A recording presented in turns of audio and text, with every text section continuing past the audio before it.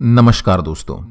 मैं आपका दोस्त बजरंग प्रजापति एक बार फिर से हाजिर हूं आपके सामने इतिहास का एक और पन्ना लेकर। कहानी है चमकौर के खूनी संघर्ष की। साल 1704 के आसपास मुगलों का दमन चरम पर था।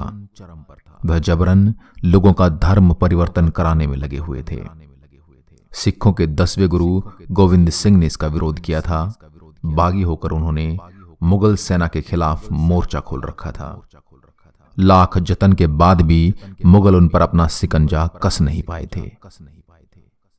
चमकौर के युद्ध में उन्हें एक पल के लिए लगा था कि वह गुरु गोविंद सिंह को पकड़ने में कामयाब हो जाएंगे, लेकिन वह अपने 40 साथियों के साथ दुश्मन को उसी के हाथों परास्त कराने में सफल हुए थे। तो आइए आज चमकौर के उस खूनी संघर्ष के पहलुओं के बारे में जानने की कोशिश करते हैं। आनंदपुर साहिब में सिखों की घेराबंदी। मुगलों की सेना सामने से नहीं जीत पा रही थी, इसलिए उन्होंने धोखे से पकड़ने की साजिश की। एक गुप्तचर की सूचना पर मुगल सैनिकों ने आनंदपुर साहिब को चारों तरफ से घेर लिया। गुरु यहां अपने दल के साथ मौजूद थे। मुगल उन पर हमला कर सकते थे, लेकिन उन्होंने कोई रिस्क लेना उचित नहीं समझा। उन्हें इस बात का अंदाजा था कि गुरु के पास ज्यादा रसद नहीं है, उन्हें बाहर आना ही पड़ेगा। इसलिए उन्होंने उनके बाहर आने का इंतजार किया। कुछ वक्त बाद आनंदपुर साहिब में रसद खत्म हो गया। ऐसे में गुरु ने तय किया कि वह बाहर निकलेंगे। दल के साथियों ने उन्हें बहुत समझाया। उन्होंने कहा, गुरुदेव, बाहर जाने का मतलब है मौत को दावत देना। उन्होंने कहा, हमें यहां कुछ रोज और रुकना चाहिए। तब सिख गुरु ने जवाब देते हुए कहा, रसद के कारण मरने से अच्छा है कि हम दुश्मन का सामना करते हुए वीर गति को प्राप्त हो जाएं। यह सुनकर पूरे दल में ऊर्जा का संचार हो गया। सभी ने एक दूसरे की हां में हां मिला दी। रात होते ही वह बड़ी चतुराई से मुगलों की आंखों में धूल झोंकते हुए वहां से निकल गए। विपरीत परिस्थितियों में नहीं खोया धैर्य। कुछ देर बाद जब मुगलों को इसकी जानकारी हुई कि गुरु गोविंद सिंह वहां से निकलने में सफल हो गए हैं, तो वह तेजी से उनकी खोज में भागे। जल्द ही उन्होंने पता लगा लिया कि गुरु गोविंद सिंह सिरसा नदी को पार करते हुए वह इलाका छोड़ने जा रहे हैं। मुगल सैनिकों को उस जगह पर पहुंचने में देरी नहीं लगी जहां गुरुदेव अपने दल के साथ आगे की रणनीति बना रहे थे। मुगल सैनिकों के घोड़ों की आवाज से सिखों के खेमे में हलचल शुरू हो गई। वह तेजी से सिरसा नदी के किनारे की ओर बढ़े। नदी का उफान चरम पर था।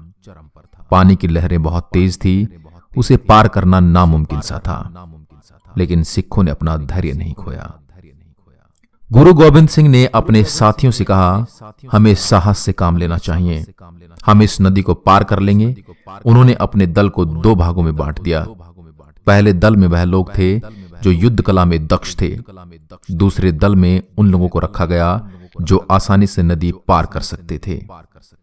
पहले दल को जिम्मेदारी दी गई कि वह मुगलों को 1 इंच भी आगे न बढ़ने दें। दूसरे दल को इसका फायदा उठाकर जल्द से जल्द नदी को पार करने का प्रयास करना था। योजना के तहत किया दुश्मन का मुकाबला। योजना के तहत सिखों के दल आगे बढ़े। पहले दल ने मुगल सैनिकों का रास्ता रोकने के लिए मोर्चा संभाला। उन्होंने तय कर लिया था कि वह अपनी आखिरी सांस तक मुगलों को आगे नहीं बढ़ने देंगे। वहीं दूसरे दल को जल्द से जल्द नदी को पार करके सुरक्षित स्थान पर पहुंचना था। योजना सफल होती मालूम पड़ रही थी। पहले दल ने मुगल सैनिकों के लाशों के ढेर लगा दिए। वह 1 इंच भी आगे नहीं बढ़ सकते थे। गुरु गोविंद सिंह भी अपने दल के साथ नदी की विपरीत परिस्थितियों के बीच नदी पार करने में सफल हो चुके थे। हालांकि इस कोशिश में उन्होंने अपने सैकड़ों सिख सैनिकों को खो दिया था। इस घटना के बाद सिख गुरु के पास महज 40 लोग बचे थे। वह बुरी तरह थक चुके थे।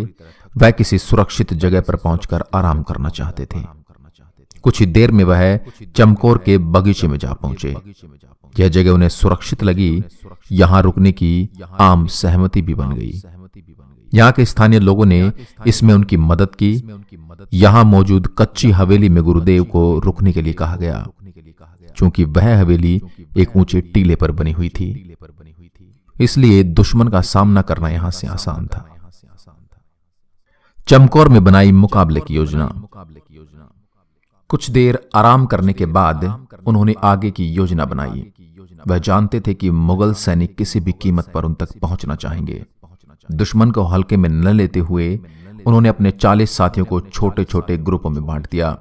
उनको हमेशा हथियार रखने की सलाह दी गई, साथ ही हमेशा मुकाबले के लिए सभी को तैनात कर दिया। अब बस उनको मुगलों के आने का इंतजार था। जल्द ही मुगल सैनिक एक बड़ी संख्या में चमकौर पहुंच चुके थे। उन्होंने कच्ची हवेली को पूरी तरह से घेर लिया। वह यह जानकर खुश थे कि गुरुदेव जी के पास सिर्फ 40 ही सैनिक बचे हुए हैं। वे अपनी जीत के लिए आश्वस्त लग रहे थे। मुगल सेना के सेनापति वजीर खान ने आवाज लगाते हुए गुरुदेव को अपने साथियों के साथ आत्मसमर्पण करने को कहा। उसने कहा कि अगर वह ऐसा करते हैं तो उनकी जान बख्श दी जाएगी। इसके जवाब में सिखों ने मुगल सैनिकों पर तीरों की बौछार कर दी। ऐसे जवाब की उम्मीद वजीर खान ने कभी सपने में भी नहीं सोची थी। वह आग बबूला हो रहा था। उसके सैनिक तेजी से मरते जा रहे थे। वजीर खान को लगा था कि उसे गलत सूचना दी गई है, क्योंकि 40 लोगों की सेना इस तरह का जवाब नहीं दे सकती, जबकि वह गलत था। 40 सिख विशाल सेना पर भारी पड़े। सिख सैनिक चारों तरफ से घिर जाने के बावजूद बिना डरे हुए दुश्मन को खत्म करने में लगे हुए थे। चूंकि मुगल सैनिक संख्या में बहुत ज्यादा थे, इसलिए सिखों के तीर जल्दी ही खत्म हो गए। ऐसे में मुगलों को एक पल के लिए लगा कि अब वह जीत ही जाएंगे। वह तेजी से आगे बढ़े। तभी उन्होंने देखा कि सिख अपनी तलवार और भालों के साथ उनके स्वागत के लिए खड़े थे। उनकी आंखों में लावा फूट रहा था। वह दुश्मन पर टूट पड़े। वजीर खान को जब लगा कि वह नहीं जीत पाएंगे, तो उन्होंने पूरी सेना को एक साथ होकर सिखों पर हमला बोलने का आदेश दे दिया। मुगलों का यह दांव काम आया और वह सिखों को मारने में कामयाब रहे। अब सिख बहुत कम संख्या में बचे थे, जबकि वजीर खान के पास अभी भी एक बड़ी संख्या में सैनिक मौजूद थे। उनका सामना करना आसान नहीं था, इसलिए बचे हुए सिखों ने अपने गुरु से कहा कि गुरुजी, आप यहां से निकल जाइए, तब तक हम दुश्मन को रोकते हैं। यह सुनकर गुरु गोविंद सिंह जी नाराज होने लगे। उन्होंने कहा, मेरी जान और तुम्हारी जान में कोई अंतर नहीं है। हम साथ रहेंगे और अंतिम समय तक लड़ेंगे। गुरु गोविंद सिंह की योजना ने दुश्मन को खत्म कर दिया। दूसरी तरफ संख्या कम होने की वजह से बचे हुए सिखों के चेहरों पर चिंता के भाव थे। गुरु गोविंद सिंह ने इसको भांपते हुए उनको लड़ने के लिए उत्साहित किया। सभी साथियों ने उत्साहित होकर आदेश का पालन करते हुए प्राणों की आहुति देने की शपथ ली, किंतु उन्होंने गुरु गोविंद सिंह से अनुरोध किया कि वह वहां से चले जाएं। उन्होंने कहा, अगर हम इस जंग में शहीद हो गए तो कुछ नहीं बिगड़ेगा, परंतु अगर आपको कुछ हो गया तो पंथ का क्या होगा। गुरुदेव को मनाना आसान नहीं था, लेकिन अंततः सिख सैनिक उन्हें मनाने में कामयाब रहे। 2 साथियों के साथ उनको वहां से रवाना कर दिया गया। दुश्मन को इसकी भनक तक नहीं लगी। सब एक बड़ी प्लानिंग के साथ किया गया था। चूंकि गुरु गोविंद सिंह इस तरह छुपकर नहीं जाना चाहते थे, इसलिए उन्होंने मुगल सैनिकों को ललकारते हुए आवाज लगाई कि मैं जा रहा हूं, हिम्मत है तो पकड़ लो। उन्होंने दुश्मन सेना के उन सैनिकों पर वार किया जो मशाल लेकर खड़े थे। मशालें जमीन पर गिरकर बुझ गई। चारों तरफ सिर्फ अंधेरा ही अंधेरा हो गया।